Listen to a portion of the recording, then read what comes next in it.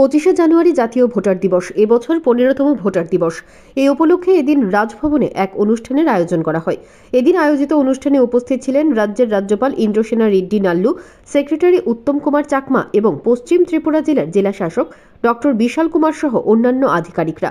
অনুষ্ঠানে প্রায় 29 জন নতুন ভোটারের হাতে ভোটার আইডি কার্ড তুলে দেন রাজ্যপাল। ভোটার দিবসে উপস্থিত অতিথিদের শপথ বাক্য পাঠ করান সেক্রেটারি উত্তম কুমার চাকমা। वोटिंग में जाना, वोटिंग करना ये तुम्हारा हक है और उसको सदुपयोग करना ये मेरा रिक्वेस्ट है। और फिर एक बार मैं आप सब लोगों को पहली बार आप बड़े बन गए, वोटिंग राइट आपको आए हैं, फिर एक बार मुबारक, गुड विशेष, बेस्ट विशेष। Thank you.